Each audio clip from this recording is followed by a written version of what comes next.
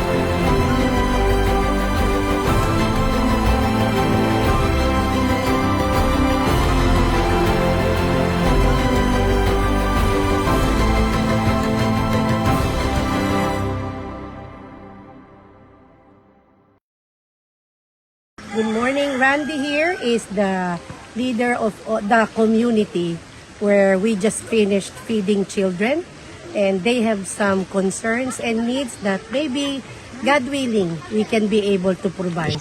Randy, ano yung pinakahamon na mahirap para sa mga nakatira dito?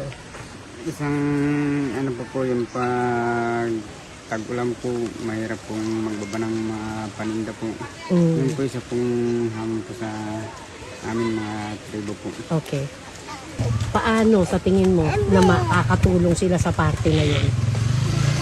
Sa Ilaw, ano yung... ano naman po, maganda po yung kung may ilaw po sa daan para maliwanag po kasi po madilim po yung isang area. Maraming salamat po kasi hulog po kayo na sa amin ng Diyos. He's saying you guys are heaven sent. Paborito, Pleasure ma'am. naman po. Captain, what would you say po are the biggest challenges for the people here?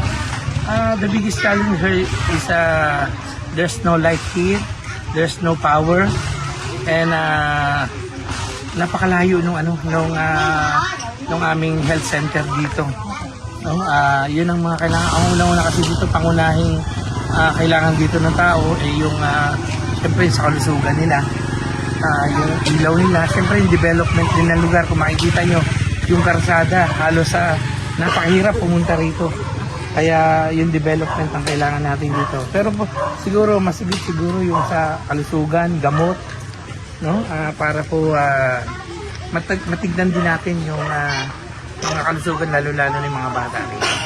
No? At syempre, kapag nagkaroon ng power dito, yung mga nag-aaral dito sa Iram Integrated School ay mabigyan din natin ng mga para maka-adapt sila sa school nila, mga tablet, laptop, para sa ganun makasunod sila doon sa edukasyon natin. Okay. Okay, yun yung mga pangunahing kailangan dito. And the income po, how do the people here, or how are they able to earn a living? Yung income kasi rito, yung mga produkto lang nila dito, katulad ng saging, katulad ng kamote, mga puso ng saging, yun lang yung kinabubuhay nila rito. Wala naman pong ibang business kasi rito na pwede silang pagkunan. Thank you so much. Okay.